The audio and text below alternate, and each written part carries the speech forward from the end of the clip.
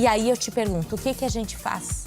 Sim, Vanice. Quando não tá perto dos filhos, a gente não fica o tempo todo, né? Infelizmente, ao lado deles. É muito delicado, com certeza. É uma situação que pais responsáveis, educadores, precisamos estar sempre muito atentos e falar sobre isso.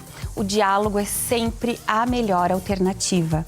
Conversar sobre estupro, quando a criança muitas vezes não tem nem discernimento para entender o que é uma relação sexual. Exatamente. Na clínica eu recebo muito dessa indagação dos pais. Fala, mas como que a gente vai falar sobre isso? Então, trabalhar com a prevenção é sempre a melhor alternativa. Explicar para a criança abertamente sobre as tuas partes íntimas, ninguém pode tocar, só quem você confia. E isso quando, Vanice? Desde muito pequenininho, desde que a criança começa a entender sobre o seu espaço corporal. Né? Desde que a criança consegue falar. Então, nós precisamos sim orientar, falar sobre isso. Por que nós pais muitas vezes não falamos? Porque é muito difícil.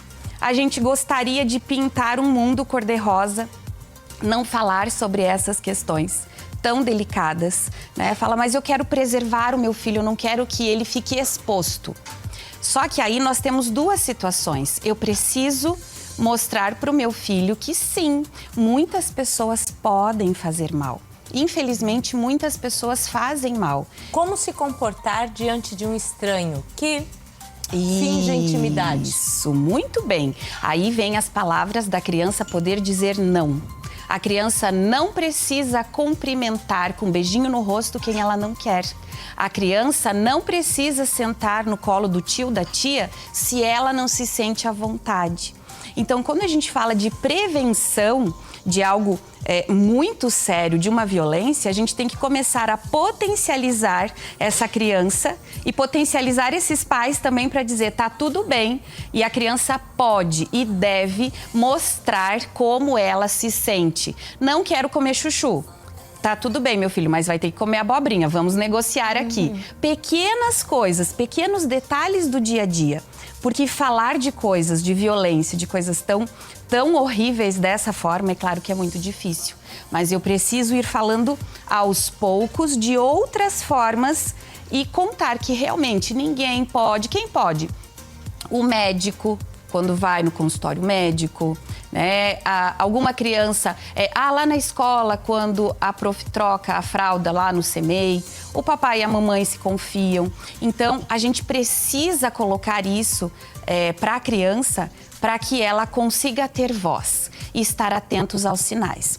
Tá bom, mamãe, papai, mas e o que acontece se a criança se sente mal? Precisamos falar sobre isso. Precisamos dizer, grite, peça ajuda, não fale. Corra ao encontro de alguém que possa servir de um adulto. De acolhimento. Isso, porque quando a gente fala de perfil de abusadores e abusadoras, homens e mulheres fazem isso. A pessoa que comete um crime, que faz violência, ela não tem um rosto.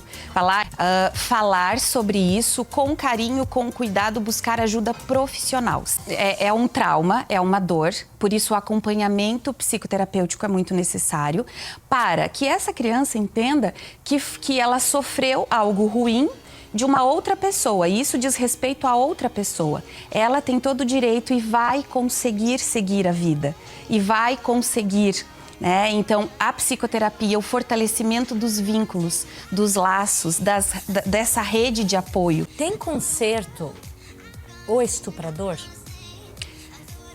Na psicologia, nós entendemos que para tudo se tem um jeito, desde que a pessoa queira. Para eu reparar um dano, eu preciso compreender que eu fiz um dano.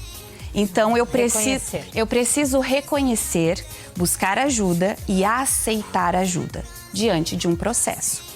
É claro Entendendo isso como normal ou faz parte de mim, nessa tecla não sairá do lugar, só piorará. A gente muda quando a gente tem angústia. Então, quando eu sinto que eu fiz algo para alguém, fala, nossa, isso foi horrível, eu preciso reparar.